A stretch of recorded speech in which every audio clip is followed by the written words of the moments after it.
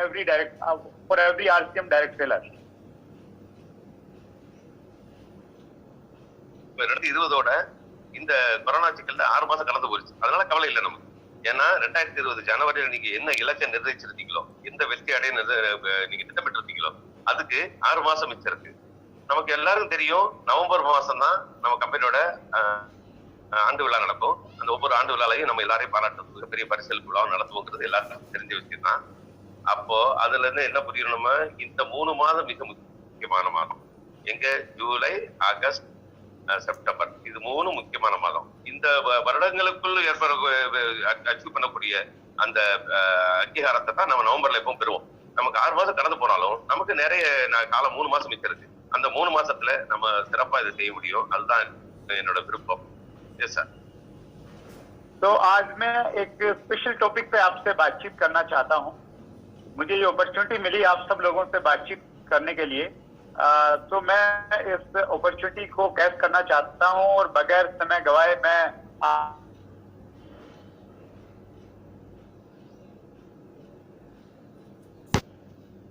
இதை திரும்பவும் நான் சொல்ல வேண்டியிருக்கு. இப்ப மறுமுறையும் நான் தமிழ்நாடுக்காக வணக்கம் தமிழ்நாடு சொல்லி அதை தூங்குறேன். इधर தொடர்ந்து கவனிங்க। Yes sir.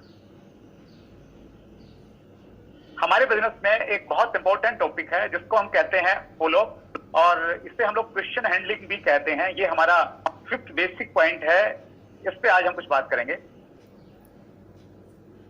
இதுல முக்கியமானது நம்மளோட கம்பெனியோட சிஸ்டத்துல முக்கியமானது என்ன பாத்தீங்கன்னா ஃபாலோ அப் தான் முக்கியமானது. அது क्वेश्चन हैंडलिங்னு சொல்லலாம். இத பத்தி தான் இப்ப நம்ம பேச போறோம்। Yes sir. तो 4 जो 4th बेसिक है, you know very well about those basic. First basic is use the product, promote the product, and open अपनी दुकान means you have a display in your house. Second basic is make a list of team and prospects. Third one is contact and invite, and fourth one is share the products and plan. It means it is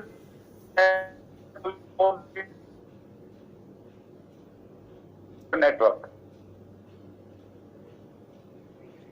பேசிக் 6 பேசிக் இருக்கு. நமக்கு எல்லாம் உங்களுக்கு தெரிஞ்சிருக்கும். அதுல முக்கியமா என்ன இருக்கு நமக்கு தெரியும். யூஸ் த ப்ராடக்ட், பொருட்களை பயன்படுத்தணும். அது பொருளுக்கு பிறகு பரிந்துரைக்கணும். அடுத்தது அந்த பரிந்துரைத்த பிறகு நம்ம மொத்தமா என்ன செய்யணும், நமக்கு தெரிஞ்ச நபர்களோட லிஸ்ட் எடுக்கணும். லிஸ்ட் எடுத்தோம் அவங்களை கான்டாக்ட் பண்றது எப்படி, இன்வைட் பண்றது எப்படி, வரவேற்பது எப்படி, அப்புறம் share the product and plan. அவங்கள போய் சந்திக்கும் போது நம்ம ப்ராடக்ட் அவங்களுக்கு பரிமாறணும் அல்லது நம்மளோட வியாபார திட்டத்தையும் சொல்லணுங்கிறது ஏற்கனவே நமக்கு தெரிஞ்ச விஷயம் தான். Yes sir. And the 5th basic is follow within 48 hours. அஞ்சாவது பேசிக் நம்ம 6ல 4 பார்த்துட்டோம். அஞ்சாவது என்னன்னு பாத்தீங்கன்னா ஃபாலோ அப் இன் 48 hours. அதனால அவங்களை சந்திச்சுட்டு வந்த மனிதரை 48 மணி நேரத்துக்குள்ள அவரை தொடர்பு கொண்டு அதை பற்றிய நினைவூட்டலை ஏற்படுத்துவது। Yes sir. तो जितने भी बेसिक हमने आपसे पहले किए, यानी 4 बेसिक जो हमने किए हैं, उन बेसिक के करने का जो मकसद है, जो मेन ऑब्जेक्टिव है, मेन गोल है, वो ये है कि हमने किसी व्यक्ति को या तो प्रोडक्ट सेल करना है या हमें उस बिजनेस को ज्वाइन करवाना है, और वो काम अब होने वाला है फॉलोअप के माध्यम से। तो ये जो 5th बेसिक है, ये हमारे सभी फॉलोअप में सबसे इम्पोर्टेंट पॉइंट है, ये मैं कह सकता हूँ। இப்ப இதுவரையும் பார்த்த நம்ம 4 பேசிக்ஸ் பார்த்தோம். அந்த 4 பேசிக்ஸ் நம்ம செய்து முடித்தாலும் அதோட முடிவு, அதோட ரிசல்ட் கிடைக்கிறது இந்த 5வது பேசிக்ல தான்.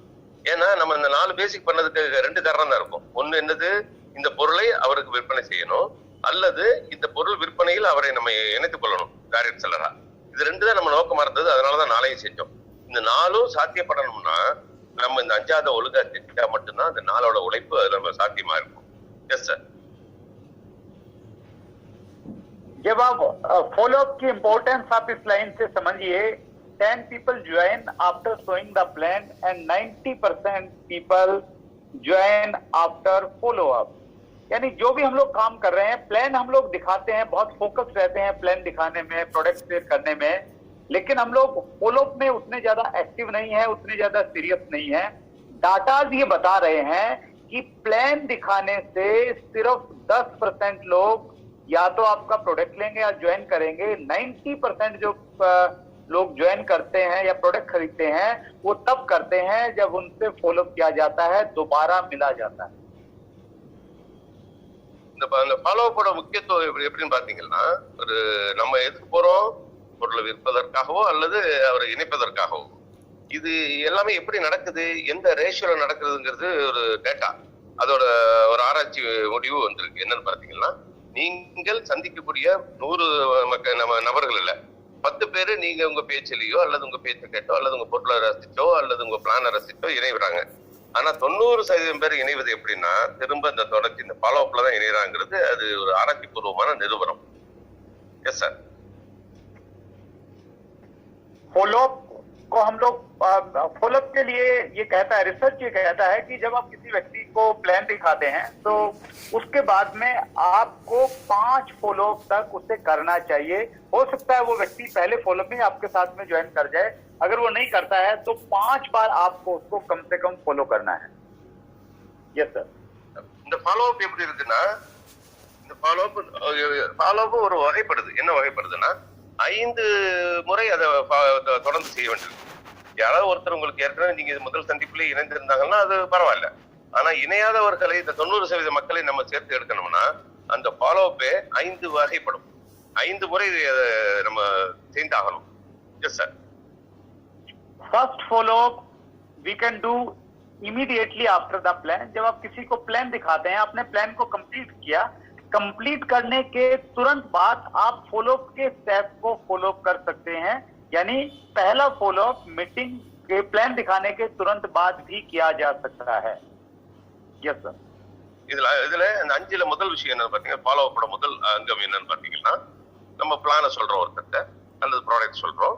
அப்ப அந்த பிளானை சொல்லும் போது அவரு கேட்டுட்டாரு எல்லாத்தையும், அதோட முடிவு எப்படி இருக்கு, அவரோட விருப்பம் என்ன இருக்குங்கிறது நம்ம கேட்கிறோம்ல, அதான் முதல் ஃபாலோ.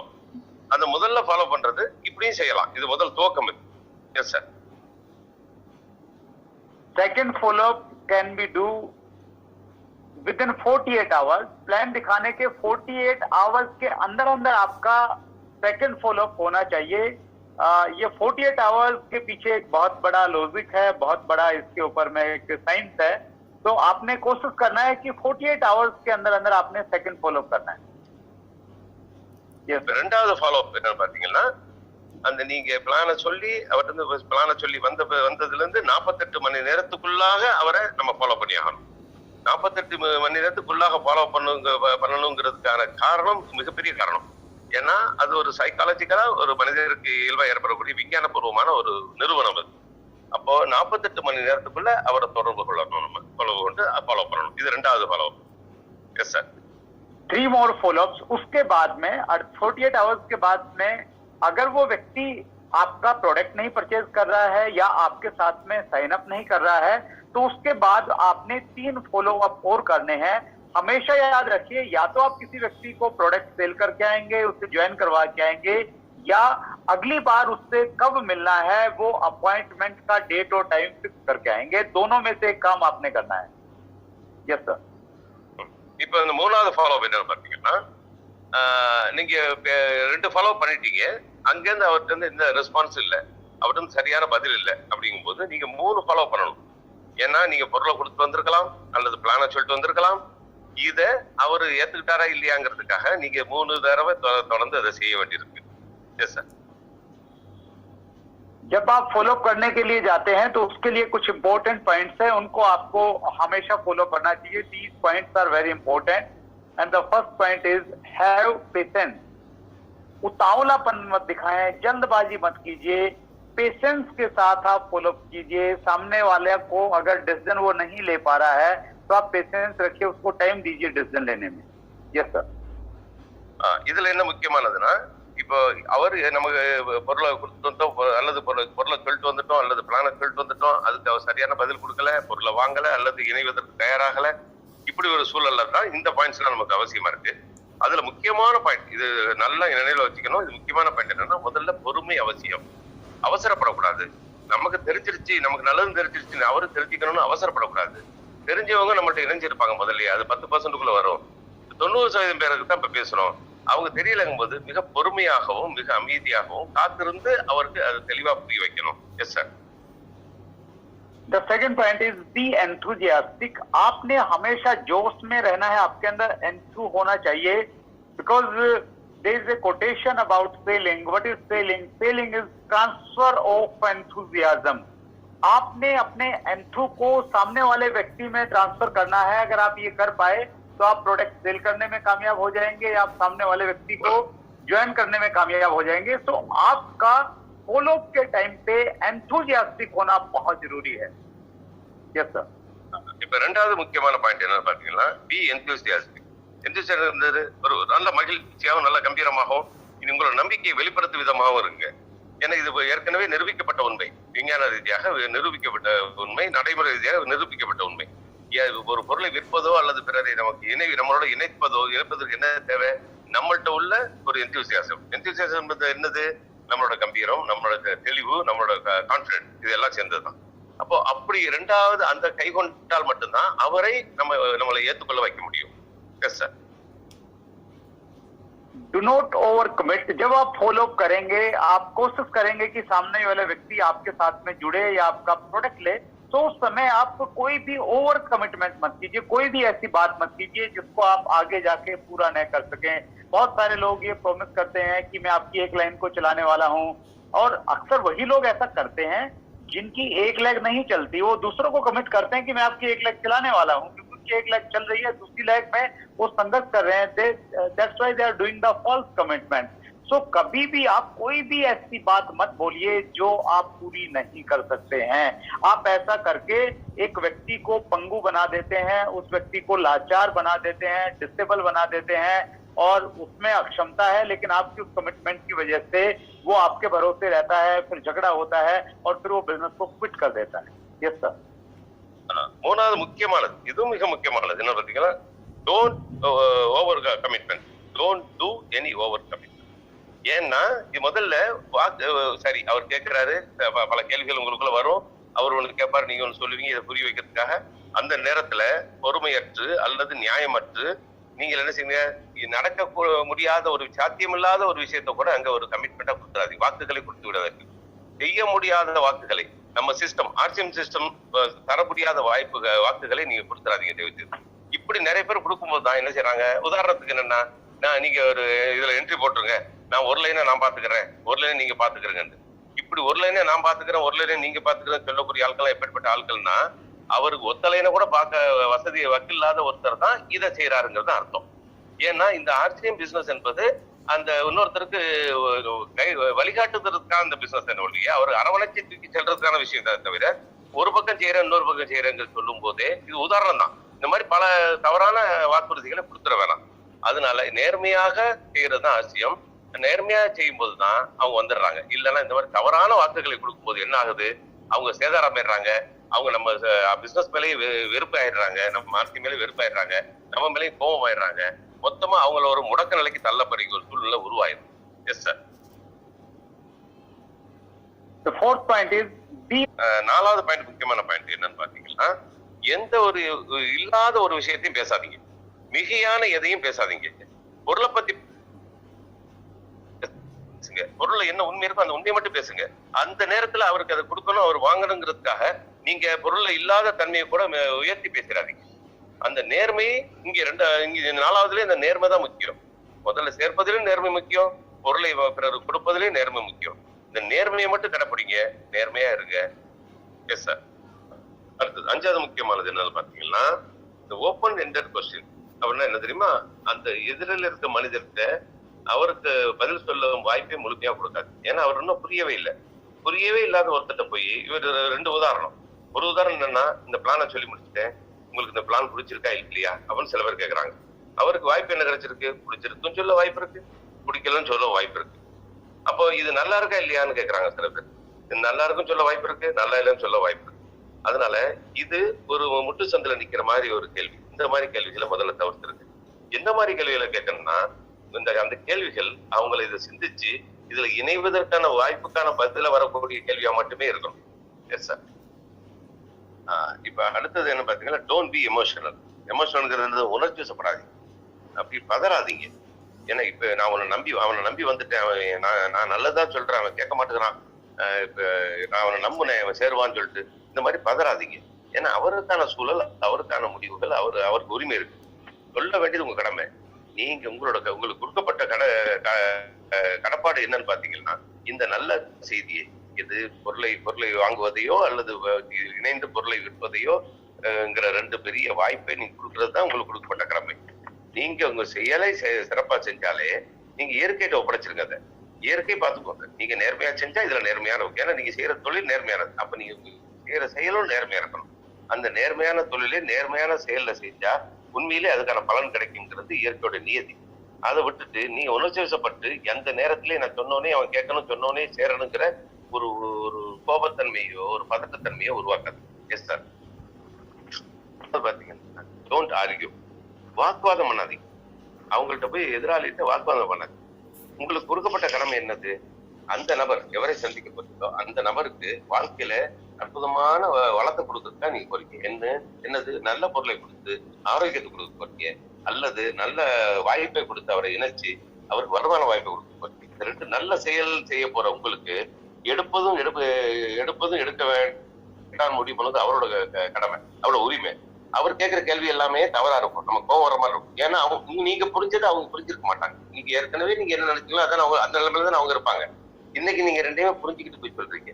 அப்ப அந்த நேரத்துல அவங்களுக்கு நான் புரிஞ்சதை நீ ஏன் புரியலன்னு கேட்காம அவங்களுக்கு புரிய வைங்க. அமைதியாவும் அன்பாவும் அவங்க சொல்றதெல்லாம் நியாயம்னு ஒத்துட்டு அந்த கேள்விகளுக்கான பதிலை தர தயாராக.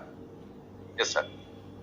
அப்படி ஒரு சந்திக்க போகும்போது நீங்க என்ன have a proper business kit. என்னது?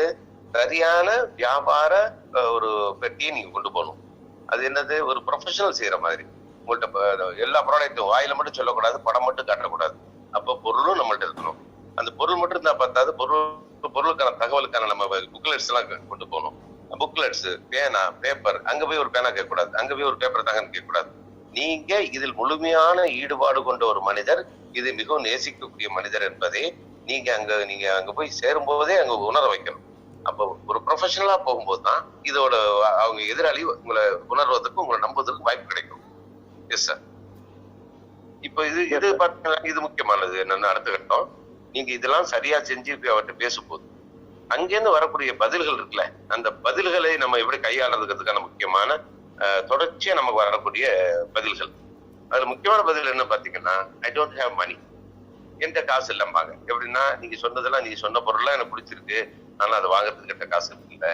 நீங்க சொன்ன பிளான் எனக்கு பிடிச்சிருக்கு, ஆனா சேர்றதுக்கு ஆசையா இருக்கு, ஆனா அதுல எனக்கு சேர்த்தா 1000 ரூபாய்க்கு பொருள் வாங்கிருக்கீங்களா, அது காசு இல்லை அப்படின்னு கேள்விகளும் வரும் இங்க. Yes sir. இன்னொரு வகையான மனிதர்கள் என்ன சொல்லுவாங்க, எனக்கு நேரமே இல்லை, நான் ஃபுல் பிஸி, என்னால செய்ய முடியல, நான் என்ன செய்யறது அப்படின்னு ஒரு கேள்வி கேட்பாங்க. இது இயற்கையான ஒரு கேள்விதான். இந்த கேள்விக்கு நம்ம பதற தேவையில்லை. அவங்களுக்கு அதையும் நம்ம புரிஞ்சுக்கணும். அது பதில் சொல்றது நம்ம தயாராகணும். Yes sir. நல்லா இருக்கு சார், சூப்பரா இருக்கு, நீங்க சொன்ன பொருள் நல்லா இருக்கு, நீங்க சொன்ன பிளான் நல்லா இருக்கு, நான் உங்களை திரும்ப கூப்பிடுறேன் அப்படின்னு சொல்லுவாங்க.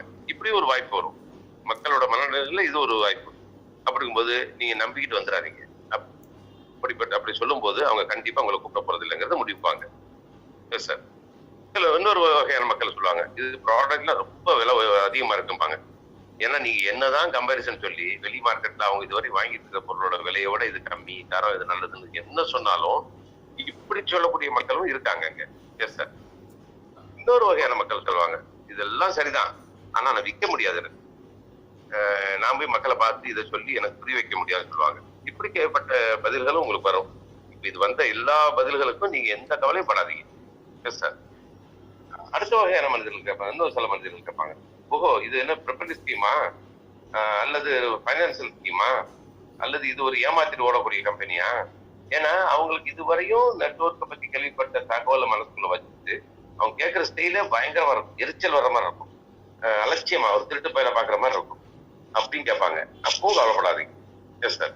ஃபீலுங்கிறது என்னது? எதிராளி உணர்வுகளை நம்ம உள்வாங்கிறது, அதை புரிந்து கொள்வது. அது முதல்ல பார்த்துட்டோம்.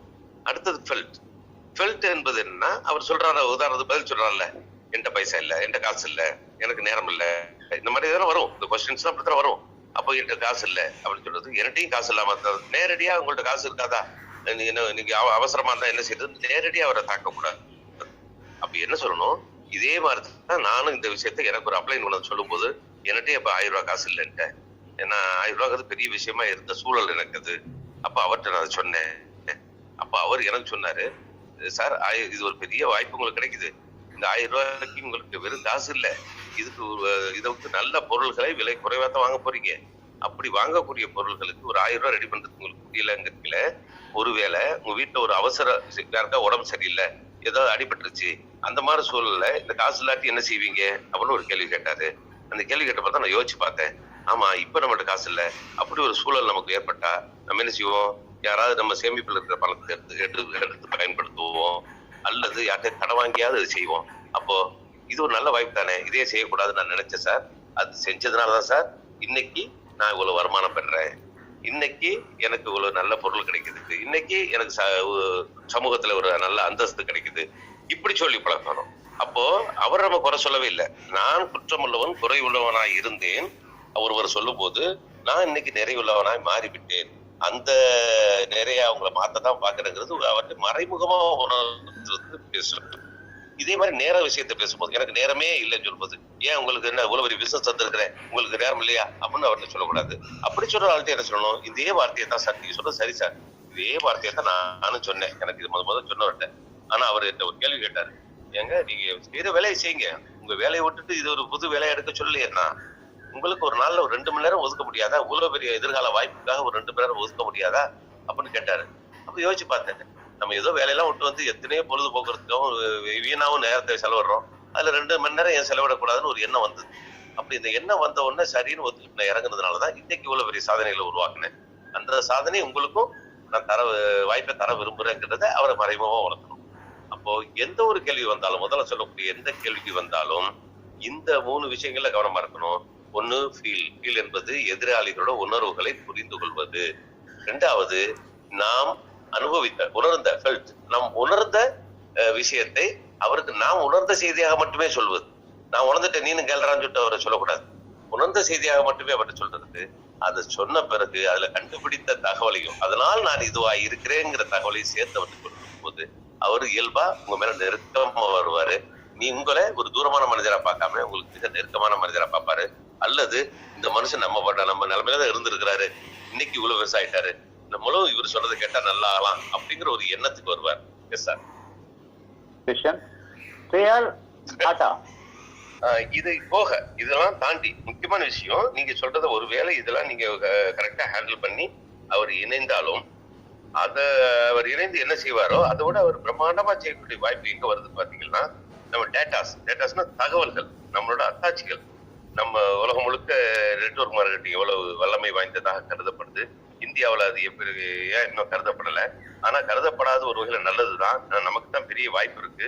இந்தியாவில் ஒண்ணுமே இல்லாத இருக்கிற இந்த ஒரு அற்புத வாய்ப்பை நம்ம தான் பயன்படுத்த போறோம் முதல்ல. அந்த மாதிரி உலகம் முழுக்க வந்து நிறுவனமான சர்டிபிகேட்ஸ், இந்த மாதிரி டாட்டாஸ் எல்லாத்தையும் கையில வச்சு சொல்லும்போது, நீங்கள் சொன்ன செய்தியை உள்வாங்கும் போதே நீங்கள் சொல்லாத ஒரு பிரமாண்டத்தை அவர் உள்வாங்கிடுவார். அப்படி வாங்கும்போது என்ன ஆகுது, அவர் இன்னும் சிறப்பா செய்யக்கூடிய வாய்ப்பு கிடைக்கும். Yes sir. இது என்னன்னு பாத்தீங்கன்னா, answer questions by asking questions. என்னது, ஒரு கேள்விக்கு பதிலை நீங்கள் சொல்லாம நீங்க கேள்வியாலேயே அதுக்கு பதில் சொல்லணும். இது ஒரு முக்கியமான ஒரு நுட்பமான ஒரு செயல்பாடு. இந்த நுட்பமான வெற்றிக்கான செயல்பாடு இது என்னன்னு பாத்தீங்கன்னா, உதாரணத்துக்கு நீங்க போய் எல்லாம் சொல்றீங்க, எல்லாத்தையும் கேட்ட ஒருத்தர் கேட்கிறாரு, சார் ஆர்சிஎம்ல உங்களுக்கு எவ்வளவு வருமானம் வருது மாசம் அப்படின்னு ஒருத்தர் கேட்கிறாரு. அப்ப நீங்க என்ன சொல்றீங்க, எனக்கு மாசம் 10,000 வருதுன்னு சொல்றீங்க. அப்ப 10,000 வருதா, உண்மையாவா, அது காட்டுங்க பாப்போம், அது ப்ரூஃப் இருக்கான்னு கேட்பாரு. அப்ப ஸ்டேட்மெண்ட் காட்ட சொல்லுவாரு. இது எல்லாம் காட்டணும். அப்படி காட்டினாலும் 10,000 தானே வருதா பல்வாரா அப்படின்னு சொல்லிட்டு அடுத்து அவர் கேள்விகளே முன்னோக்கி போயிட்டு இருக்கும், நீங்க பதில் சொல்லிட்டே போகணும். அங்க ஒரு முடிவு வராது. அதற்கு பதிலாக அவர் 10,000 வருதுன்னு சொல்றது பதிலாக அவர் எவ்வளவு வருதுன்னு கேட்கும்போது, சார் ஆர்சிஎம்ங்கிற பிசினஸ்ல 300 ரூபாயில ஆரம்பிச்சு 35, 45, 50 லட்சம் வரையும் வாங்கி கொண்டிருக்கும் நபர்கள் இன்னைக்கு ஆர்சிஎம்ல இருக்காங்க லீடர்ஸா. உங்களுக்கு எவ்வளவு தேவைன்னு சொல்லுங்க, அதன்படி நம்ம உங்களுக்கு ஆலோசனை தரேன், இதுல ஜெயிக்கலாம்னு சொல்லுங்க. அப்ப இங்க என்ன ஆகுது, அவர் அடுத்த கேள்வி எடுக்க வாய்ப்பே இல்லை. அவர் என்ன கேள்வி கேட்பாரு, பதில் தான் சொல்லி ஆகணும். என்ன பதில் சொல்றாரு, எனக்கு மாசம் 1 லட்சம் வேணும், மாசம் எனக்கு 50,000 வேணும், மாசம் எனக்கு 5 லட்சம் வேணும், எப்படி ஒரு பதில் சொல்லி ஆகணும். ஸோ அவர் கேள்வி கேட்பவரை பதில் சொல்ல சூழல் கொண்டு வாங்க. எனக்கு நம்ம ஏமாத்தல, நம்ம என்ன சொல்றோம் இதை புரிய வைக்கிறவருக்கு. அவர் எல்லா ஏமாற்று வியாபாரத்தையும் பார்த்துட்டு நம்மள்ட்ட கேட்ட கேள்வி இங்க கேட்கிறாருங்கிறது நம்ம உள்வாங்கிக்கணும். நம்ம வியாபாரம் நல்லது நமக்கு தான் தெரியும், அவங்களுக்கு தெரியாது. அப்ப உள்வாங்கிட்டு அப்ப அவருக்கு ஆர்த்தியோட பிரம்மாண்டத்தை ஓபன் பண்ணி காமிச்சீங்கன்னா அவரு அங்க கேள்வி கேட்காம பதிலுக்குள்ள வந்துருவார். Yes sir. பாத்தீங்கன்னா காம்ப்ளிமெண்ட் தேர் கொஸ்டின்ஸ். காம்ப்ளிமெண்ட் என்பது பாராட்டுறது. அவருக்கு என்ன சொல்றது, அவர் முட்டாள்தனமான கட்டும் கோபம் விளைக்கக்கூடிய அர்த்தமே இல்லாத கேள்விகள் கூட கேட்பாரு. அவர் கேட்டாலும் அந்த நேரத்துல எனக்கு முட்டாள்தனமா கேட்குறீங்களே, இது அப்படி இல்லைன்னு சொல்லிட்டு வாக்குவாதம் பண்ணாம சரியான கேள்வி கேட்டீங்க சார், அற்புதமான கேள்வி சார் அப்படி சொன்னாலே அப்ப அவரு நீங்க ரொம்ப நல்ல மனுஷன், நம்ம கேட்கிற நம்மளை பாராட்டிட்டாரு அவரு அப்படின்னு மனோநிலைக்கு அவர் வருவார். அந்த மனோநிலைக்கு வரும்போது உங்களை நீங்க மதிக்கப்படும் போது நீங்க சொல்ற செய்திகளும் மதிக்கப்படும், நீங்க சொல்ற பிளானும் மதிக்கப்படும், நீங்க கொடுக்குற பொருளும் மதிக்கப்படும். Yes sir. இப்போ ஆன்சர் கொஸ்டின்ஸ் யூசிங் டூல்ஸ் அப்படின்னு பாத்தீங்கன்னா நீங்க உங்க கேள்விகளை எதிர்கொள்ளும் போது அதுக்கு பதில நீங்க சொல்லாதீங்க. இப்போ ஒண்ணும் இல்ல, இப்ப ஒருத்தர் கேள்வி கேட்கிறாரு, நீங்க முன்னால இருக்கிறீங்க, ரெண்டு பேரும் என்ன செய்றீங்க, அவர் கேள்வி கேட்கிற முதல் பார்ட்டி ஆயிட்டாரு, நீங்க தேர்ட் பார்ட்டி ஆயிடுறீங்க. அப்ப அவர் முதல் நபர் ஆயிட்டாரு, நீங்க பதில் சொல்ல கட்டாயமாக்கப்பட்ட ஒரு இடத்துல நீங்க இருக்கீங்க. அந்த பதிலை முழுமையா சொல்லும் போது ரெண்டு எதிரெதிர் துருவங்கள் இருக்கும்போது என்ன செய்யும், வாக்குவாதங்கள் கூடும், ஈகோ நான் தான் பெரியவங்கிற ஒரு எண்ணம் வரும். அந்த எண்ணம் வரும்போதுதான் நமக்கு நிறைய முடிவுகள் வராம போகுது. இந்த நேரத்துலதான் டூல்ஸை பயன்படுத்தணும். தேர்ட் பார்ட்டியா மூன்றாவது நபராக டூல்ஸை பயன்படுத்தணும். உதாரணத்துக்கு ஒரு கேள்வி கேட்கிறாரு, இந்த ஒரு கேள்வி உங்களுக்கு பதில் சொல்ல தெரிஞ்சாலும் அது சொல்லாம, சார் நீ சரியான கேள்வி கேட்டீங்க, இந்த கேள்வி அற்புதமா இருக்கு, இதுல முழுசா எனக்கு பதில் சொல்ல முடியாது, ஆனா என்னோட அப்ளைன்னு கேட்டா தெளிவா சொல்லுவாரு, ஏன்னா அவர் தான் எனக்கு எல்லாத்தையும் சொல்லி தந்தாரு, ஆனா அவர் ரொம்ப பிஸியா இருப்பாரு. அப்போ நான் ஒண்ணு செய்யறேன், அவர் கொஞ்சம் ஃப்ரீயான டைம்ல கேட்டுட்டு உங்களுக்கு ஒரு கான்ஃபரன்ஸ் போட்டு நம்ம 3 பேரும் அதுல பேசும்போது அவர் உங்களுக்கு தெளிவா உணர்த்துவாரு, நானும் சேர்ந்து உங்களோட சேர்ந்து கொஞ்சம் எடுத்துப்பேன் அப்படிங்கிற மாதிரி சொல்லலாம். அல்லது இன்னொன்னு சொல்லலாம், இந்த மாதிரி கேள்வி கேட்கும்போது, சார் இதெல்லாம் உங்களுக்கு நான் சொல்ல முடியும், ஆனா எனக்கு முழுமையா உங்களை புரியுற அளவுக்கு சொல்ல தெரியுமான்னு எனக்கு தெரியல, ஆனா எங்களுக்கு ரெகுலரா 2 மணிக்கு ஒரு மீட்டிங் நடக்குது, ஜூம் மீட்டிங் நடந்துகிட்டு இருக்கு, அங்க நிறைய லீடர்ஸ் வந்து நிறைய தகவல்களுக்கு வருது, அந்த ஜூம் மீட்டிங்ல இந்த ஐடி நம்பரை கொடுத்து இதுல நீங்க உள்ள வந்தீங்கன்னா உங்களுக்கு தெரியும் அப்படின்னு சொல்லலாம். அல்லது மூணாவது வாய்ப்பு என்னன்னு பாத்தீங்கன்னா டூல்ஸ். நம்மள்ட்ட நிறைய டூல்ஸ் இருக்கு. ப்ராடக்ட் பத்தி கேட்டாலும், அப்புறம் மொபைல்ல இருக்கு, நமக்கு வீடியோஸ் இருக்கு, நம்ம கம்பெனில உள்ள எல்லா வீடியோஸ் இருக்கு, எல்லா செக்மெண்ட்டுக்கும் வீடியோஸ் இருக்கு. அந்த வீடியோஸ் எடுத்து, சார் இந்த கேள்வி சரியான கேள்வி, இதுக்கு நான் உங்களுக்கு முழுசா புரிய வைக்கிறத விட இந்த வீடியோ பார்த்தா நல்லா இருக்கும், அங்க சூழல் பொறுத்து, அந்த கேட்கிற மனிதரோட தன்மையை பொறுத்து நீங்க இதை மாத்திக்கலாம். இந்த வீடியோ பாருங்க, அல்லது இந்த புக்ல பாருங்க, இந்த ப்ராடக்ட்டை பத்தி கேட்டீங்க, அல்லது இந்த பிளானை பத்தி கேட்டீங்க, இந்த பிளான்ல எது இருக்கு பாருங்க காட்டலாம். சாதனையாளர் பேசின பேச்சுக்கள் வீடியோ இருக்கு, அது பாருங்க, இவங்க எல்லாம் சாதிச்சவங்க, இவங்க எல்லாம் இந்த அளவு பரிசு வாங்கினவங்க அப்படின்னு எல்லாத்தையும் காட்டலாம். Yes sir. இப்ப இது ஒரு நல்ல ஒரு கதை, அந்த கதை உங்களுக்கு நல்லா பிடிக்கும், அந்த கதையை சொல்லி இதை புரிய வைக்க விரும்புறேன். இப்ப ஒரு நாள் சந்துலாலுங்கிற ஒரு ஆண் என்ன செய்றாரு, அவர் மனைவியோட ஒரு லிப்ட்ல ஏறாரு. அந்த லிப்ட்ல ஏறி போகும்போது அவங்க உள்ள நுழைஞ்ச பிறகு ஒரு அழகான ஒரு பெண்மணி உள்ள வருது. இயல்பா மனிதர்களுக்கு இயற்கை கொடுத்து என்னது, எந்த ஒரு அழகான பொருளை பார்த்தாலும் நம்ம கவனம் அதை நோக்கி போகும். உதாரணத்துக்கு ஒரு அழகான பெண்ணை பார்த்தா ஆணுக்கு போகும், ஒரு அழகான ஆணை பார்த்தா ஒரு பெண்ணுக்கு போகும், அழகான காரை பார்த்தாலோ வீட்டை பார்த்தாலோ அழகான இயற்கை காட்சிகளை பார்த்தாலோ நம் மனம் கவரப்பட்டு அந்த பக்கம் திருப்புறதுங்கிறது இயல்பான இயற்கை நீதி. அந்த மாதிரி ஒரு சூழல்ல சந்திராளுக்கு அந்த அழகான பெண்மணி உள்ள வந்து அதை பார்க்கணும் மனசு தள்ளுது அவரை. அப்படி தள்ளும் போது அவரு உள் மனசு சொல்லுது, டேய் நீ பாத்துறாத, பக்கத்துல கொண்டாட்டி இருக்கிறா, அவளை பார்த்தா சண்டைக்கு வந்துருவா, அப்படி என்ன செய்யறது, ஒரு பெரிய ஒரு குழப்பமான சூழ்நிலைக்கு தள்ளப்படுறாரு சந்துலால். Yes sir. அப்ப என்ன செய்யறாரு சந்துலால் இந்த சூழல்ல, அவர் உள்ள இயற்கை கொடுத்த அந்த மனசு அந்த பெண்மணி பார்க்க சொல்லுது, ஆனா மனைவி இருக்கிற பயம் அவர் பார்க்க விடாம தடுக்குது. இருந்தாலும் மனைவி பார்க்கறாளான்னு பார்த்து அந்த பெண்மணியை பார்க்கிறாரு, பார்த்துட்டு திரும்ப மனைவி பார்க்கிறாரு. இந்த மாதிரி ஒரு குழப்பமான சூழல்ல சந்துலால் இருக்கும்போது திடீர்னு அந்த பேரழகான பெண்மணி ஓங்கி ஒரு அறை விட்டுட்டு, உனக்கு வயசு என்ன ஆச்சு, இந்த வயசுல என்ன இப்படி குறுகுறுன்னு பாக்குறியா அப்படின்னு சொல்லிட்டு ஒரு அறை விட்டோன்னு அந்த இடமே, அந்த லிப்ட்ல உள்ள மக்கள்லாம் எல்லாம் பாக்குறாங்க, எல்லாம் ஒரு கேவலமான சூழல் அங்க உருவாயிடுச்சு. Yes sir. गलत इच्छा से, हाँ गलत इच्छा से उसको टच करना, उसको जस्ट उसको फॉर एग्जांपल சொன்னாரு, இடுப்பு கிள்ளிட்டாங்கிறதா கம்ப்ளைண்ட், அந்த பொண்ணோட அழகான பெண்மணியோட இடுப்பு கிள்ளிட்டாங்கிறதா கம்ப்ளைண்ட். அப்ப அவரு சந்திரன் சொல்றாரு, மனைவியை பார்த்து சொல்றாரு, அங்க அசிங்கமா போச்சு, கூட்டத்துக்கு முன்னால அசிங்கமா வச்சு, ஆனா ஒரு மனைவி முன்னால ஒரு இன்னொரு 3ஆவது மனுஷி அரைஞ்சாலுன்னா கேவலம் தானே. அப்ப அதுக்கு அவர் என்ன சொல்றாரு, இல்லம்மா இல்ல தாயே, நான் ஒண்ணும் செய்யல, அந்த பொம்பளை என்ன தொடவும் இல்லை கிள்ளவும் இல்லை, ஆண்டவன் சத்தியமா சொல்றேன், நான் அவளுக்கு இல்லைன்னு சொல்றாரு. அப்ப அதுக்கு அந்த மனைவி பதில் சொல்லுது, எனக்கு தெரியும் நீங்க அந்த பொம்பளையை தொடவும் இல்லை இல்லைன்னு எனக்கு தெரியும். உனக்கு நிஜமா தெரியுமா? ஆமா எனக்கு நிஜமா தெரியும். ஏன்னா அந்த பொம்பளை கிள்னது நான் தாங்குது மனைவி. நீயா கிள்னா? எது கிள்னான்னு கேட்கிறாரு அவரு. இல்ல எனக்கு அவளை குருன்னு நீங்க பார்க்கும்போது எனக்கு கோபமா 2 அறை விடலாம் தோணுச்சு.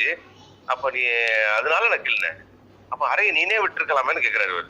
இல்ல நான் அறை விட்டேன்னா அங்க உனக்கு பெருசா தெரியாது, ஏன்னா பொண்டாட்டி தானே அடிச்சான்னு போயிடும். அப்போ ஒரு தேர்ட் பார்ட்டி அரைஞ்சாதான் உனக்கு நீ இந்த குரு கிடைக்கும். என்ன கிடைக்கும் அப்படின்னு சொல்லிட்டு அப்படின்னு பதில் சொல்றாங்க.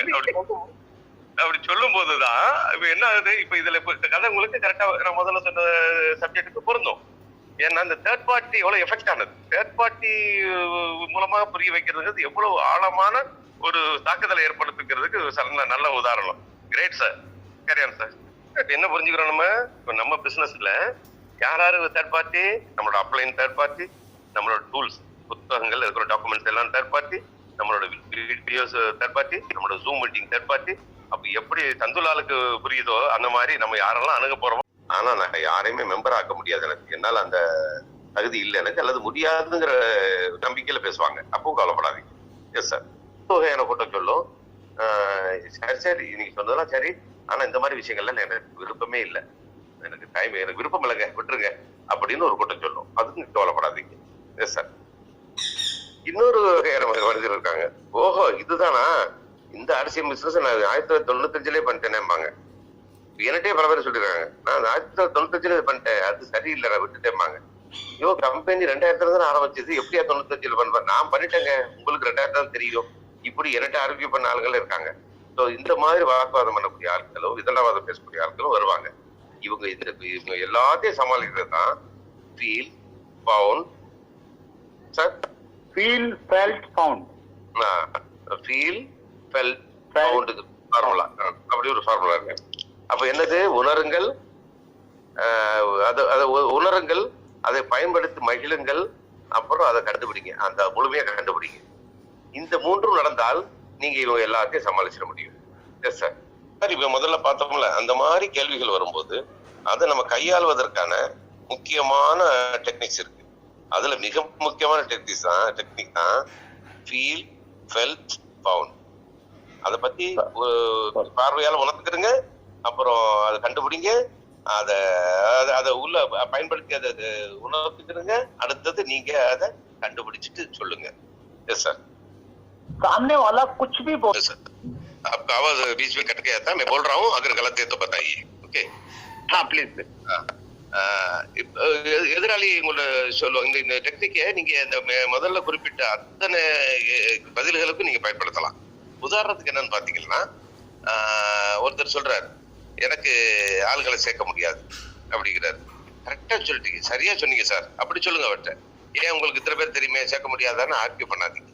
முதல்ல அவருக்கு சேர்க்க முடியும்ங்கிறத அவர் சொல்லுங்க. அப்புறம் சொல்லலாம். முதல்ல என்ன சொல்லணும், நீங்க சொல்றது 100% உண்மை சார், சேர்க்க முடியாது சார் அப்படின்னு முதல்ல சொல்லுங்க. இன்னொருத்தர் உதாரணத்துக்கு சொல்றாரு எனக்கு நேரமே இல்லைங்கிறாரு. அவர்கிட்ட சொல்லுங்க, சரியா சொன்னீங்க சார், எனக்கு தெரியும் உங்களுக்கு நேரமே இல்லைன்னு, அப்படி சொல்லுங்க. ஆனா உங்களுக்கு தெரியும் அவருக்கு நேரம் இருக்குன்னு, அதை உடனே சொல்லிடாதீங்க அவர்கிட்ட. உங்களுக்கு தெரியும் அவருக்கு நிறைய தொடர்புகள் இருக்கு, சேர்க்க முடியும், அதை உடனே சொல்லிடாதீங்க. நீங்க உடனே லிஸ்ட் அப்படிலாம் சொல்லிடாதீங்க. சேர்ந்த பிறகு சொல்ல வேண்டிய வார்த்தைகளை ஒருவர் இணைவதற்கு மறுக்கும் போது சொல்லிடாதீங்க. அவங்க என்ன சொல்றாங்களோ, அது என்ன குறையா சொல்றாங்களோ அது ஆமான்னு ஏத்துக்கிறீங்க. அப்போ நீங்க சொல்றது சரிதான் சார், எஸ் எஸ். அப்ப ஆமா ஆமா ஆமான்னு அவரை முதல்ல உங்களுக்கு நெருக்கமாக்குங்க. Yes sir. அப்போ இப்ப இதுல என்ன தெரிய வருது, ஒரு நபர் அவரு இயலாமையை சொல்றாரு அல்லது இது புரியாம சொல்றாரு. அந்த நேரத்துல ஆமா ஆமான்னு அவரோட இயலாமையோ அவரோட புரியாமையோ முதல்ல உள்வாங்க ஆரம்பிச்சோம்னா, அப்படி நம்ம அவரோட சொல்களுக்கு நம்ம ஒத்துழைச்சி போனோம்னா, அப்ப அவருக்கு உங்க மேல ஒரு நம்பிக்கை வரும். நம்ம சொல்றது அவர் கரெக்டா சொல்லிட்டாரு, அப்ப நல்ல மனிதர் தானே. முதல்ல உங்க மேல ஒரு நம்பிக்கை ஏற்படுத்துங்க. உங்களோட நம்பிக்கையை ஏற்படுத்தும் போது உங்க மேல நம்பிக்கை வந்து விட்டால் அந்த மனிதர் நீங்க சொல்ற பிசினஸையும் நம்புவாரு, நீங்க கொடுக்குற ப்ராடக்ட் நம்புவாரு. இதுக்கு ஒரு பெரிய ஒரு பொன்மொழி இருக்கு. என்ன பார்த்தீங்கன்னா, எவர் ஒருவர் தன்னை விற்க தகுதி அடைகிறாரோ அவர் எந்த பொருட்களையும் விற்க முடியும். தன்னை விற்பது என்பது என்னது, தன்னை அவரை நெருங்க வைப்பது. தன்னை அவரை ஏற்றுக்கொள்ள வைப்பது. அப்ப பொருளை ஏற்றுக்கொள்ள வைப்பதற்கு முன்னால என்ன செய்யணும், நாம் அந்த பொருளை கொண்டு போகும் நாம் அவரால் ஏற்றுக்கொள்ளப்பட வேண்டும். அது முதல்ல முயற்சி பண்ணணும். Yes sir. ஸோ இப்ப இந்த கடைசி ஸ்லைடு இது முக்கியமான ஸ்லைடு. நம்ம இதுவரை செய்த செயல்களுக்கான முடிவு வரக்கூடிய ஸ்லைடு. இது சேல் க்ளோசிங். சேல் க்ளோசிங் வந்து நம்ம எல்லாம் முடிச்சாச்சு. அவங்கள்ட்ட இந்த சேல்ஸ் முடிக்கிறோம். 2 வகையான சேல்ஸ். ஒன்று பொருளை விற்கிறதா இருக்கட்டும் சரி, அல்லது ஒரு மெம்பரை இணைக்கிறதா இருந்தாலும் சரி, ஒரு டைரக்ட் செல்லரை இணைக்கிறதா இருந்தாலும் சரி. அப்போ அங்க பணத்தை வாங்குறோம், அப்போ அங்க நம்ம பொருளை கொடுக்குறோம். இது பொருளை கொடுக்குறோம் அல்லது மெம்பர்ஷிப்பை கொடுக்குறோம். இது முக்கியமானது. இதுலதான் ரொம்ப கவனமா இருக்கணும். ஏன்னா இதுவரை நம்ம செய்த மெனக்கெடுதல் எல்லாம் முடிவு பதில் கிடைக்கக்கூடிய இடம் இதுதான். S sir. இது இது இந்த டெக்னிக்ல இந்த சூட்சுமங்கள்ல இந்த சூட்சுமங்கள் முதல் சூட்சுமம் என்னன்னு பாத்தீங்கன்னா ட்ரையல் க்ளோஸ். ட்ரையல் க்ளோஸ்ங்கிறது எப்படின்னு பாத்தீங்கன்னா, நம்ம அங்க ஒரு பிளானை சொல்லிக்கிட்டு இருக்கிறோம் அல்லது பொருளை சொல்லிக்கிட்டு இருக்கிறோம். அந்த சொல்லும் போதே அங்க ஒரு முடிவை ஏற்படுத்துறது தான் ட்ரையல் க்ளோசிங். எப்படின்னா உதாரணத்துக்கு என்னன்னு பாத்தீங்கன்னா, அந்த நம்ம நியூட்ரி சார்ஜை பத்தி பேசிக்கிட்டு இருக்கோம், அவங்கள்ட்ட சொல்லிக்கிட்டு இருக்கோம். சொல்லும்போது சார் உங்களுக்கு இந்த கேட்ட தகவலை வச்சு நீங்க நியூட்ரி சார்ஜ் கொக்கோ ப்ராடக்ட் வாங்கலாம்னு முடிவு பண்ணிட்டீங்களா அல்லது ஸ்ட்ராபெரி ப்ராடக்ட் வாங்கலாம்னு முடிவு பண்ணிட்டீங்களா அப்படின்னு சொல்லிட்டு அவர் உள்ள ஆழமா அவரை கொண்டு வந்து இழுக்கிறதுக்கான ஒரு சூட்சமம், ஒரு தந்திரம், ஒரு technique. Yes sir. Okay okay. இப்ப இந்த ட்ரையல் க்ளோசிங்க்கு என்னோட அனுபவத்தையே நான் சொல்றேன். 2010 நான் கார் வாங்கணும்னு முடிவு பண்ணேன். ஒரு நல்ல கார், பெரிய கார், விலை உயர்ந்த கார் வாங்கணும்னு முடிவு பண்ணேன். அதுல பல கார்களை தேடி பிடிச்சி எனக்கு கடைசியா முடிவு பண்ணது 2. ஒன்னு என்னன்னு பார்த்தீங்கன்னா மெர்சிடிஸ் பென்ஸ், இன்னொன்னு ஆடி. இந்த 2 கார்ல ஒரு காரை எடுக்கலாம்னு முடிவு பண்ணிட்டேன். முடிவு பண்ணும்போது அங்க ஒரு நான் தந்திரத்தை பயன்படுத்தினேன். என்னன்னா இந்த 2ல எதை எடுக்கலாங்கிறது யார் என்னை முழுதாக ஈர்க்கிறார்களோ, என்னை புரிய நம்ப வைக்கிறாங்களோ அதை எடுக்கலாம்னு முடிவு பண்ணிட்டு ஒரு இடத்தை நான் முடிவு பண்ணிட்டு அந்த இடத்துக்கு 2 பேரும் இந்த டெஸ்ட் டிரைவ் கொண்டு வருவாங்கல்ல, அந்த பரிச்சார்த்த ஓட்டத்துக்கு அந்த காரை கொண்டு வருவாங்கல்ல, அந்த காரை கொண்டு வர சொல்லி நான் ஆடி காரையும் அங்க கொண்டு வர சொல்லிட்டேன். மெர்சிடிஸ் பென்ஸ் காரையும் அங்க வர சொல்லிட்டேன். Yes sir. அப்போ அந்த ட்ரையலுக்கு வந்துட்டாங்க 2 பேரும். வரும்போது முதல்ல ஆடி காரை கொண்டு வந்த ட்ரையல் கொண்டு வந்தார்ல, அந்த சேல்ஸ் எக்ஸிக்யூட்டிவ் கூட நான் உட்காந்துருக்கிறேன். உட்காந்து ட்ரையல் போயிட்டு வரும். போகும்போது அவர்கிட்ட சொல்றேன், சார் எனக்கு மெர்சிடிஸ் தான் எனக்கு சின்ன வயசுல இருந்து எனக்கு கனவு. மெர்சிடிஸ் வாங்குறது என்னோட கனவா இருக்கு. அது வாங்கலாம் தான் நான் முடிவு பண்ணேன். இருந்தாலும் ஆடியை பார்க்கலாம்னு நினைச்சேன், உங்க காரை பார்க்கலாம்னு நினைச்சேன். நான் மெர்சிடிஸை நோக்கி திரும்புறதாக அவருக்கு உணர்த்தினேன். அப்ப அந்த எக்ஸிக்யூட்டிவ் என்ன சொன்னாரு, சார் மெர்சிடிஸ் நல்ல வண்டி தான், ஆனா அது பழைய காலத்து வண்டி, பழைய காலத்து மாடல், பழைய டெக்னாலஜிஸ்.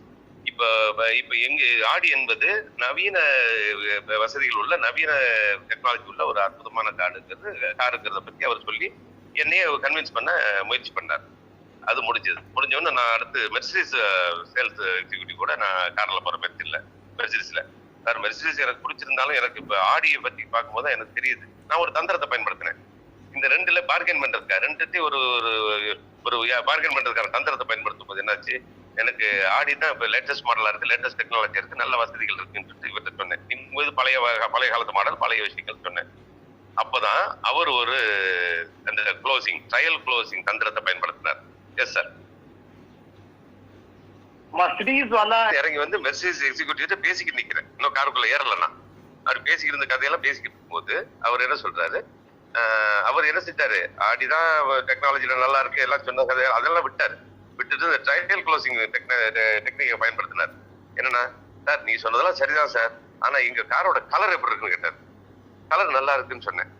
அப்ப இந்த கலரை தான் 90% மக்கள் வாங்குறாங்க. ஏன்னா இதுதான் பெஸ்ட் கலர், இந்த கலர் எந்த கார்ல இல்ல, கொஞ்சம் உள்ள வாங்கல, உட்காந்து பாருங்களேன், வாங்க ஓட்டி பார்ப்போமே அப்படின்னு உள்ள கூட்டு போய் ஒன்னொன்னா சொல்லி என்னையே வேற பழைய திசையில இருந்து மாத்தி இதுலயே கவனத்தை செலுத்த வச்சு என்கிட்ட 40 லட்சம் ரூபாய்க்கு செக்க வாங்கிட்டு போயிட்டாரு.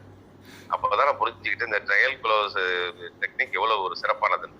அப்போ இதே மாதிரி நம்ம என்ன செய்யலாம், நம்ம ஒவ்வொருத்தரும் திசை மாற்றி நம்மள்ட்ட கேள்விகள் கேட்கும்போது அவங்களுக்கு அடுத்து மடைமாற்றி அவங்கள கொண்டு போய் நம்ம பொருளை புரிய வைக்கிறதுல கவனம் செலுத்தினா மிகப்பெரிய வெற்றி கிடைக்குங்கிறது உண்மை. Yes sir. இந்த பென் பிராங்க்லிங்கிற ஒரு மனிதர் அந்த பிசினஸ் க்ளோசிங்கை பத்தி ஒரு டெக்னிக்கை சொல்லி கொடுத்தாரு. அது என்னன்னு பார்த்தீங்கன்னா, ஒரு வெள்ளை பேப்பர் எடுத்துருக்கேன், அதுல நடுவில் ஒரு காலம் கோடு போட்டுருக்கேன். ஒரு பக்கத்துல என்னது இது வாங்குவதால் என்ன ஆதாயங்கள்னு ஒரு எழுதிக்கிறேன், மறுபக்கத்துல இது வாங்கலன்னா என்ன இழப்புகள் எழுதிருக்கேன். இது ரெண்டையும் எழுத்துப்பூர்வமா வச்சு பாத்தீங்கன்னா உங்களுக்கு எது சிறந்ததுன்னு புரியுங்கிறது அந்த டெக்னிக். இப்போ உதாரணத்துக்கு நம்ம ஆர்சிஎம்ல அது சிறப்பா பயன்படும். எப்படின்னு பாத்தீங்கன்னா, ஆர்சிஎம்ல நம்ம அவர் இணைவதால் என்னென்ன ஆதாயங்கள் நமக்கு தெரியும். அவருக்கு பொருள் மலிவான விலையில கிடைக்கும், அவர் தரமான பொருள் கிடைக்கும்,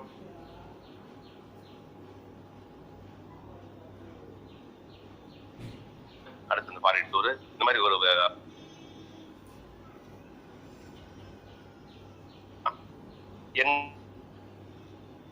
நடந்தோம் இப்படி எழுதி பார்க்கும்போது இப்போ நம்மள்ட்ட ஆர்சிஎம்ல 100% இது ஒரு பக்கம் தான் இல்லையா சார்?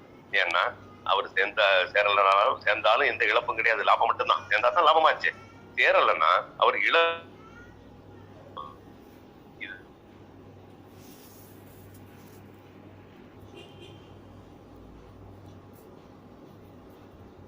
அவருக்கு என்ன நன்மைகள் கிடைக்கும் அப்படின்னு சொல்லிட்டு நேரடியாக ஒரு குவி மையத்துல வச்சு அவர் குவி வைக்கிறது. இது பேர் பாயிண்ட் க்ளோசிங்.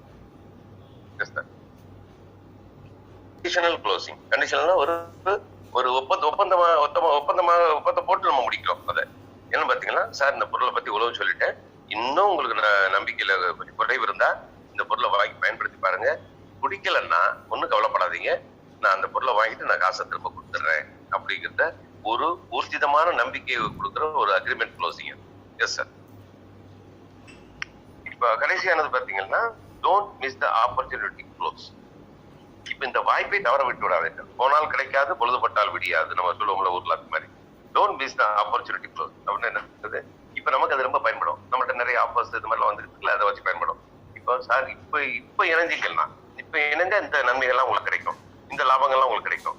இது தவற விட்டீங்கன்னா இதெல்லாம் வாய்ப்பு குறைவா இருக்கும் அப்படின்னு சொல்லிட்டு அவர் ஆப்பர்ச்சுனிட்டி இழப்பார் என்ற எண்ணத்தை அவர் உருவாக்கி சேர்க்கிறது தான் அந்த don't miss the opportunity. Yes sir. இதுதான் கடைசி ஸ்லைடு உங்களுக்கெல்லாம். நன்றி, வணக்கம். Thank you very much sir. Thank you so much, Kamranji. If you will give me the permission, I would take 4-5 minutes more. Yes, it is your, it is privilege given by you, sir. Very much thanks to you, sir. You will grow, sir. As much you like, that much you will grow. Tamil Nadu will sure come on the top of the South India. Right. Thank you so much, sir. Thank you, sir. Thank you, sir. तो मुझे हमेशा ये चीज मुझे और ज्यादा आपके साथ में தெரியும். ஒரு பாசம் என்னன்னு பாத்தீங்கன்னா, தமிழ்நாடுங்கிறது ஒரு பிசினஸுக்கு மிகப்பெரிய பரப்பளவு உள்ள இடம், மிகப்பெரிய மக்கள் தொகை உள்ள இடம். அந்த மக்கள் தொகை பரப்பளவு கடந்து தமிழ்நாட்டு மக்கள் எல்லாமே ஓரளவு எமோஷனல் ஆனவங்க. எமோஷனல் என்பது என்னது? உணர்வுபூர்வமானவங்க. அது எது பிடிச்சிருச்சோ அதை ரொம்ப ஆழமா அதை கைப்பற்றிக் கொள்வார்கள். எதை அப்புறம் பெரியவங்களை மதிக்கிற தன்மை, அப்ளைனை மதிக்கிற தன்மை, இந்த மாதிரி ரொம்ப நேர்மையான குணங்களை கொண்ட தமிழ்நாடு.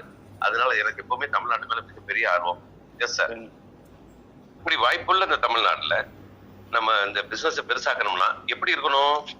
நம்ம எல்லாரும் சுயநலம் இல்லாம பொது நலத்தோட, ஆர்சிஎம் என்ற பொது நலத்தோட ஒருத்தர் அரவணைச்சு மொத்தமா எல்லாரும் ஒன்னா சேர்ந்து இது ஆர்சிஎம் மேநோக்கி கொண்டு போகணுங்கிற ஒரு மிகப்பெரிய மனோரீதியான எண்ணத்துல எந்த குதர்க்கமும் இல்லாம கொண்டு போகணும். அப்படி கொண்டு போனோம்னா இந்தியாவிலேயே தமிழ்நாடு நம்பர் 1 வருங்கிறது எனக்கு ஆரம்பத்துல இருந்து ஆழமான நம்பிக்கை. Yes sir. ஆர்சிஎம்ல பெரிய வெற்றி பெறணும்னா 2 கோணம் மிக முக்கியமானது. ஒண்ணு என்னன்னா, தீர்க்க தரிசனம். இன்னும் 5 வருஷத்துல, இன்னும் 10 வருஷத்துல ஆர்சிஎம் நம்மளை எவ்வளவு பெரிய இடத்துக்கு கொண்டு போகுங்கிற ஒரு தீர்க்க தரிசன பார்வை இருக்கணும். அந்த பார்வை மேல நம்பிக்கை இருக்கணும். ஒண்ணு. 2வது என்னன்னு பார்த்தா, குறுகிய சிந்தனை இல்லாம மிக விசாலமான சிந்தனை, மிக பிரமாண்டமான பரந்துபட்ட சிந்தனை இருக்கணும். எல்லாரும் ஒன்னு வெற்றி பெற்றால்தான், எல்லாரும் வளர்ந்தால்தான் நம்மளும் வளருவோங்கிற ஒரு பரந்த மனப்பான்மை இருக்கணும். இந்த 2 இருந்தா ஆர்சிஎம்ல வெற்றி யாராலையும் தடுக்க முடியாது. Yes sir. இப்போ ஆர்சிஎம்ல அப்படி பிரமாண்டமான ஒரு வளர்ச்சியை பெறணும்னா என்ன செய்யணும்? பரந்த சிந்தனையும் அனைவரையும் அரவணைத்து அனைவருக்கும் நல்லது செஞ்சு நானும் நல்லது பெறணும்னு எண்ணம் இருக்கணும். அதுக்கு உதாரணமா சொல்ற ஒரு சின்ன உதாரணம் பார்ப்போமே.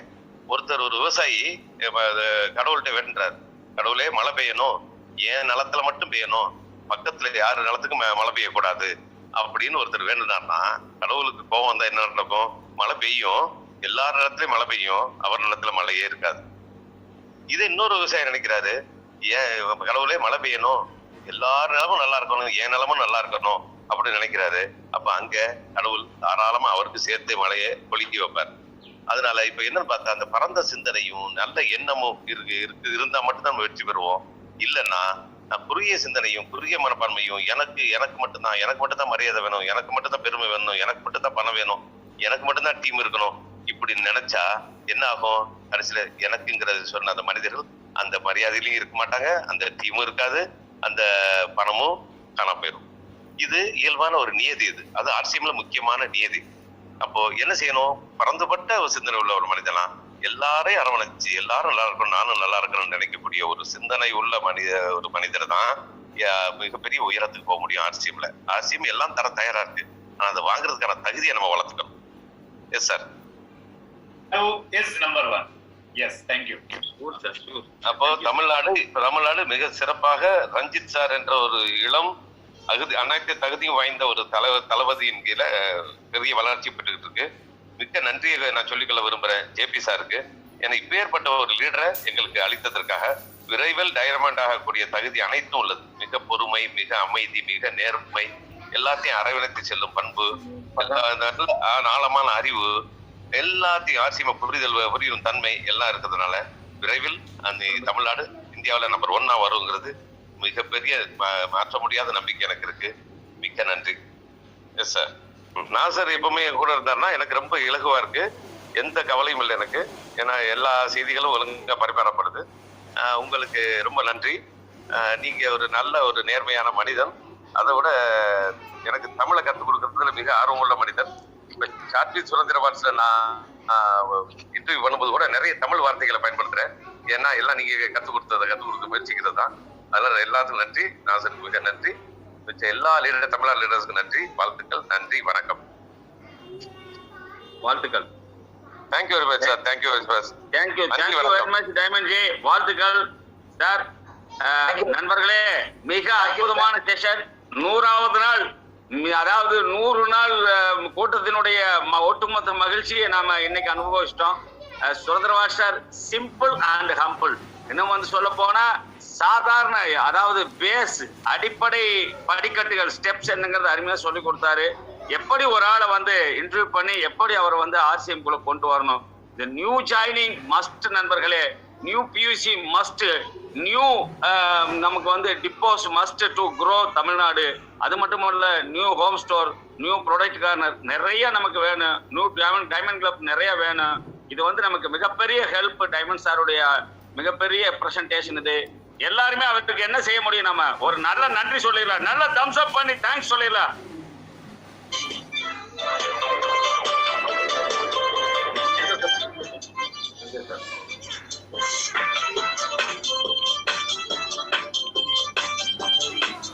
Thank you, sir. Thank you, sir.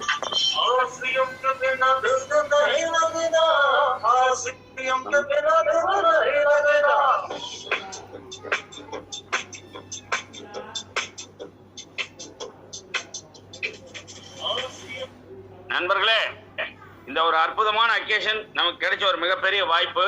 இது வரைக்கும் நம்ம கூட இருந்து அத்தனை பேரும் கடைசி வரைக்கும் இருந்து கேட்டீங்க. கண்டிப்பா இது நமக்கு யூஸ்ஃபுல்லா இருக்கும். இந்த கூட்டத்தை நன்றி சொல்லி முடிக்கும்படிக்கு நம்முடைய யங் லீடர் ரஞ்சித் சாரையே நான் கூப்பிடுறேன். வாங்க mister Ranjith sir, thanks giving சொல்லி இந்த கூட்டத்தை நம்ம கூட முடிவு கொண்டு வாங்க. Ranjith ji. Yes, sir, I am here. Yes, I am here. Sir, Gopa sir இருக்கான்னு செக் பண்ணுங்க சார். 1 செகண்ட். Gopa sir இருக்காரா? செக் பண்ணுங்க 1 செகண்ட். இல்ல சார், அவர் ஜிகே இல்ல. Diamond Surendravat sir, it was a wonderful program, sir. One of the best program I have ever attended in RCM. RCM வந்ததுக்கு அப்புறம் இந்த மாதிரி ஒரு ப்ரோக்ராம் நான் அட்டெண்ட் பண்ணதே இல்லை. ஏன்னா கரெக்டா how we have to catch a person, கரெக்டா நீங்க சொல்லிட்டீங்க. It was a wonderful experience. இது கரெக்டா நம்ம ஃபாலோ பண்ணிருந்தா ஒரு ஆளு கூட நம்ம கையில இருந்து மிஸ் ஆகாது. அது மட்டும் இல்ல, மிஸ் ஆகாதது மட்டும் இல்ல சார், நமக்கு அந்த ஒரு கிரெடிபிலிட்டி கீப் ஆகும். நம்ம ஒரு சின்ன கம்பெனில இருந்து போய் நம்ம சொல்ற மாதிரி இல்ல, நம்ம ஒரு பெரிய கம்பெனில இருந்து போய் ஒரு பெரிய ஆப்பர்ச்சுனிட்டி மாதிரி நமக்கு ஒரு ஆளுக்கிட்ட போய் பேச முடியும். It was a wonderful experience, sir, and 100% we will follow up this one. That I'll guarantee you, sir. Thank you so much. இந்த மாதிரி நம்ம hundreds program சூப்பரா பண்ணிட்டீங்க. Especially I am giving main credit to Kamaraj sir, because all in and out everything has done by Kamaraj and his son Kripakar. Both of them have worked hard, even hardly இருந்த அவர் work பண்ணிட்டாங்க. Not only for this one, நம்ம celebration கூட நம்ம தமிழ்நாட்டுல இருக்கிற அச்சீவர்ஸோட celebration கூட diamond sir இருந்தா you will be surprise. ஏன்னா ஒரு டிஜிட்டல் பிளாட்ஃபார்ம்ல அவர் எல்லாரும் சூப்பரா பண்ணிருக்காங்க. அதுக்கு வந்து நெக்ஸ்ட் இனிமே வர போற எல்லா ப்ரோக்ராம்ஸ்லும் வந்து இதே மாதிரி நிறைய ஸ்பெஷல் டிஜிட்டல் ப்ரோக்ராம்ஸ் தான் நம்ம எல்லாரும் பிளான் பண்ண போறேன். எனிவேஸ் இந்த ஒரு ப்ரோக்ராமுக்கு அப்புறம் நான் உங்ககிட்ட நான் ஒரு ப்ராமிஸ் தரேன். நீங்க சொன்ன மாதிரி தமிழ்நாட்டுல இருந்து தான் maximum number of diamonds will be created RCM. நம்ம ஒரு ப்ராமிஸ் நான் உங்களுக்கு தரேன். Okay, maximum number of diamonds will be created by Tamil Nadu. அது வந்து நம்ம எல்லா லீடர்ஸும் வந்து ஆல்ரெடி நம்பர் 1 இங்க இருக்கிற ஒரு லீடர்ஸும் வந்து நம்பர் 1 அவரோட டெவலப்மெண்ட் பார்த்துக்கிட்டே இருக்குங்க sir. So don't worry about Tamil Nadu, we will take care of it. Okay, thank you so much. And எவ்வளோ இந்த ப்ரோக்ராமுக்கு வந்து எல்லா ஆளுங்களுக்கும் நான் நன்றி சொல்றேன். நம்ம கோபகுமார் சார் கிட்ட அவரோட ஜஸ்ட் அவரே மட்டும் நமக்கு மிஸ் பண்ணிட்டு, ஆனா வந்து நம்ம Murthy sir, star ruby Murthy sir, Sujith sir எல்லாரும் இங்க இருக்காங்க. So everybody wish you all the best. எல்லாருக்கும் சக்சஸ் வரட்டும். So thank you so much. நன்றி நன்றி Ranjith sir. Sir diamond sir சொன்ன மாதிரி நம்ம எல்லாத்தையும் லவ் டு ஆல், அதே மாதிரி ஈக்குவல் டு ஆல், அதே மாதிரி ஒருத்தரையும் வந்து நம்ம வந்து பெரிய அளவுல பண்ணி இந்த தமிழ்நாட்டை சிறப்பா கொண்டு வருவோம். சேர்ந்து செய்வோம், சேர்ந்து வருவோம் நண்பர்களே. அன்மியூட் பண்ண அது வந்து உங்களுக்கு இப்ப வந்துடும் ப்ரொமோஷன் வந்து மீட்டிங் ப்ரொமோஷன். எல்லாரும் இதே மாதிரி நாளைக்கும் வந்து சிறப்பா 101வது கூட்டத்துல பங்கெடுங்க. வாழ்த்துக்கள். All the best.